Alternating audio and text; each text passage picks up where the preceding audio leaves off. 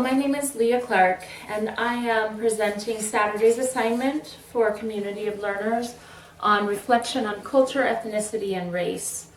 I have a number of questions here that I will be reflecting on and kind of weaving together on the studies that I've been doing for Blankston and Nogueira's book, Excellence Through Equity, the 5 Principles of Courageous Leadership to Guide Achievement for Every Student. And the first question was, how do social identities of culture, ethnicity, and race impact you, your students, and your school? And I was just looking through and identified that during adolescence, individuals begin to construct a general sense of their identity, their personal beliefs of who they are, and what is important to them, and the social constructs of ways that we think, interact, and behave. Because our identity is key in how we approach education, students of ethnic identities may be particularly relevant in shaping how youth interpret and respond in a classroom context at school. Also, what are the assumptions that we make about people from different races, ethnicities, and cultures? Well, throughout our childhood, we develop behaviors, beliefs, and viewpoints based on what we were taught, both directly and indirectly.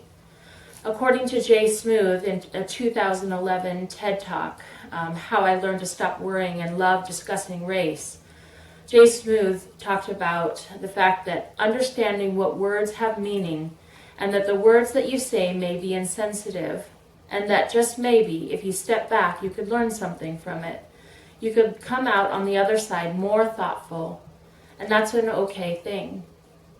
The assumption that only a cretin or a monster or a bad person would be racist or sexist or harbor any sort of bias or prejudice, that right there is the big lie.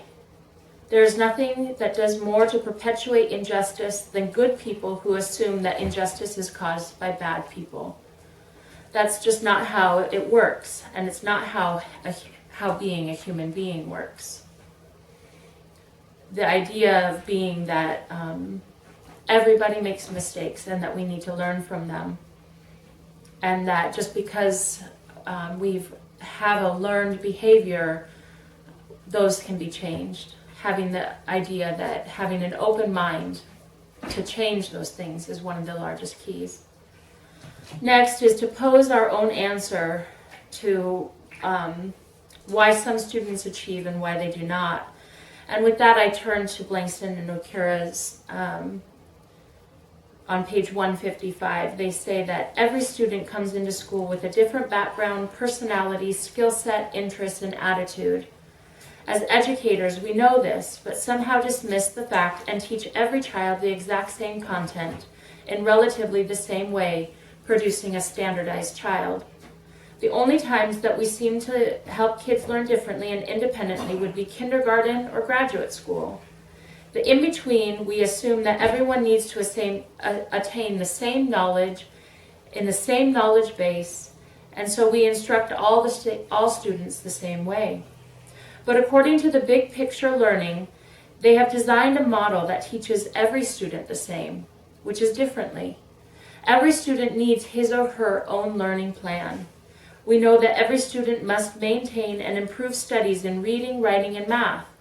We believe that all students must learn how to solve problems and be creative thinkers. Finally, it says, why is it important to develop equity in your classroom? Again, according to Blankston and Nogueira, on page 195, they say that the evidence suggests that to achieve equity and excellence, we need a set of policies and practices designed to transform public education into a system that we can educate all of our students, and that means all, to a high standard while giving them the necessary skills, knowledge, and dispositions to succeed in a 21st century work, citizenship, and life. We have done as much as we can with an old engine during the 20th century model of schooling. We now need new engines strong enough and complex enough to do the job of educating all students to higher standards of a 21st century education.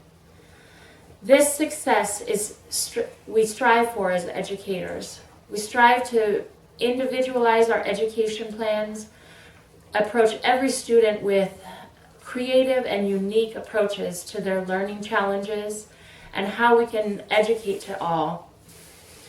Everyone comes to education with their own identity, their own experiences, their own interests and passions, and these are the things that we need to gear our education towards.